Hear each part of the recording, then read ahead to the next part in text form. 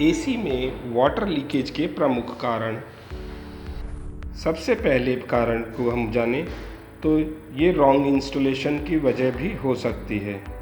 इसके अलावा filter block होना, ड्रेन पाइप बकेट में रहना और उस बकेट का पानी से पूरी तरह भर जाना, ड्रेन पाइप का गंदगी से चोक हो जाना, ड्रेन ट्रे में गंदगी के कारण आउटलेट चोक हो जाना, या फिर इंस्टॉलेशन के टाइम में वॉल में जो होल किया गया है उसको ओपन छोड़ देना, गैस का कम होना, ड्रेन ट्रे का टूट जाना या चेसिस का डैमेज हो जाना, और यूनिट को दरवाजे के ऊपर लगाना, चेसिस के बैक साइड पे ईपीएस का या फिर फोम का डैमेज हो जाना या उसके चूहे द्वारा काट दिया जाना, कूलिंग कॉइल का नीचे से डैमेज हो जाना, कॉइल के बीच में विनाइल टेप का ना होना, विनाइल टेप को ठीक तरीके से कनेक्टिंग पाइप में ना लगाना,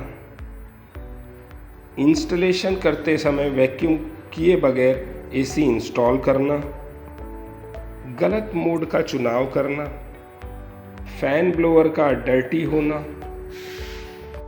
कॉइल पर ब्यूटाइल रबड़ का ठीक से ना फिट होना या सी बैंड पे ठीक से ना फिट होना, कॉपर पाइपों पे, कनेक्टिंग पाइपों पे इंसुलेशन का लूज होना,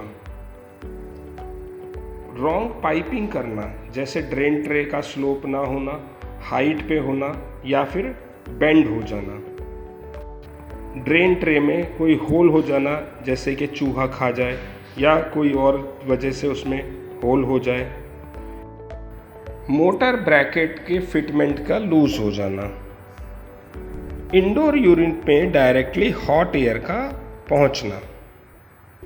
ये सभी कारण ड्रेन से संबंधित हो सकते हैं। जब भी आपको ड्रेन में इशू आ रहा है तो हमें ये देखना होगा हुए इन कारणों में से किस कारण के वश ड्रेन में समस्या आ रही है और पानी लीक हो रहा है। गलत इंस्टॉलेशन। यदि एयर कंडीशनर अभी हाल में ही इंस्टॉल किया है और वाटर लीकेज का इशू आ रहा है तो इसका सीधा मतलब है कि इंस्टॉलेशन करते समय सावधानियां नहीं बरती गईं।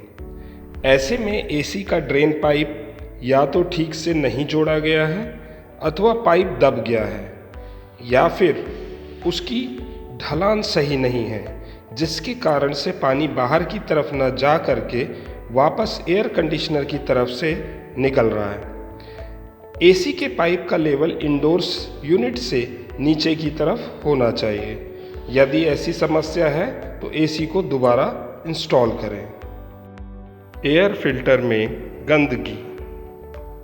एयर कंडीशनिंग यूनिट के अंदर बहने वाली हवा एसी फिल्टर को जमा हुई कीट के साथ गंदा कर सकती है। यह कूलिंग कॉइल पर एयर फ्लो को ब्लॉक करेगा, जिसके कारण से कॉइल का तापमान फ्रीजिंग स्तर तक जा सकता है। ऐसी स्थिति में बजाय कॉइल के ऊपर बर्फ बनना शुरू हो जाती है। ड्रेनेज पैन में पानी की अधिक मात्रा टपकने से पैन की अतिरिक्त पानी रखने की क्षमता समाप्त हो जाती है। इसके परिणाम स्वरूप इंडोर यूनिट के माध्यम से एसी का पानी रिसता है।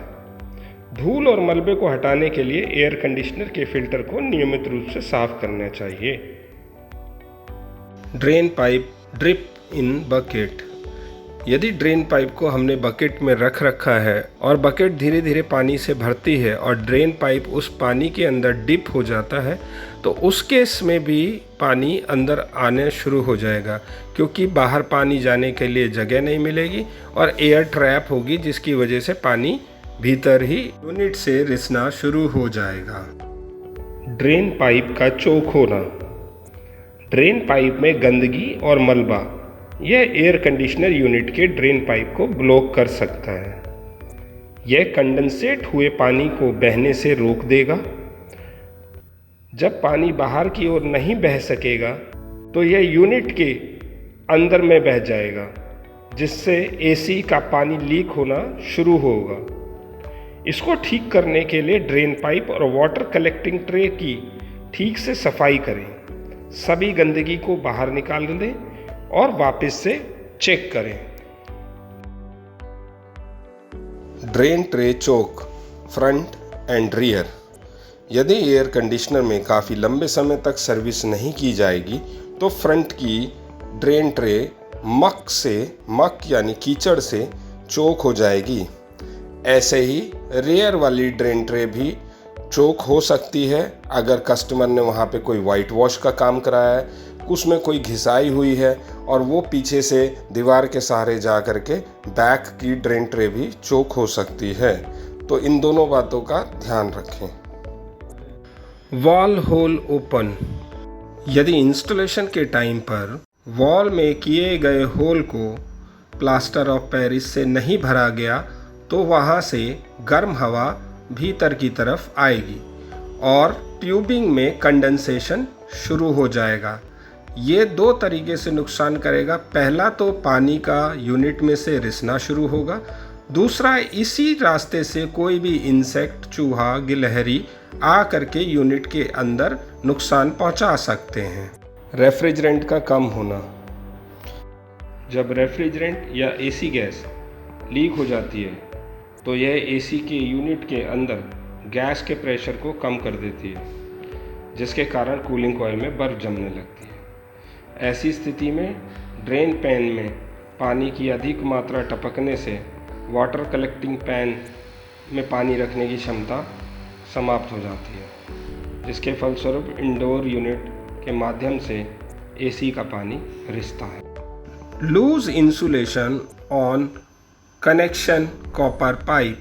यदि कॉपर पाइप के कनेक्शन इंडोर और आउटडोर को जहां जोड़ते हैं वहां पर भी अगर हमने इंसुलेशन किया है और वो पूरी तरीके से टाइट नहीं किया है और उसके भीतर एयर है या एयर जाने की जगह है तो इस केस में बाहर की एयर नमी को वहां पे छोड़ेगी और कंडेंसेट किया हुआ पानी यूनिट में पीछे की तरफ से रिसना शुरू हो जाएगा। रैट बाइट ड्रेन ट्रे और चेसिस का डैमेज होना। यदि चूहे ने ड्रेन ट्रे को काट दिया है तो कटे हुए स्थान से पानी रिसना शुरू हो जाएगा और वो यूनिट में से बहेगा। चेसिस भी पुरानी होने की वजह से सर्विस करते समय सावधानी ना बरतने से नीचे की तरफ से टूट जाती है, जिसकी वजह से भी पानी रिसेगा। Coil joint foam remove at service time. यदि सर्विस करते समय टेक्नीशियन से गलती से कॉइल जॉइंट फोम रिमूव हो जाता है तो इस केस में भी पानी रिसना शुरू हो जाएगा। Indoor service. लंबे समय तक इंडोर यूनिट या आउटडोर यूनिट का सर्विस नहीं करवाना एसी के लिए ठीक नहीं। यदि सर्विस काफ़ी लंबे समय तक नहीं होगी तो वो डर्ट एक्यूमुलेट होगी कूलिंग कॉइल पे और कूलिंग कॉइल में फिर से आइस आने वाली कंडीशन बन जाएगी, जिसके कारण पानी रिसेगा।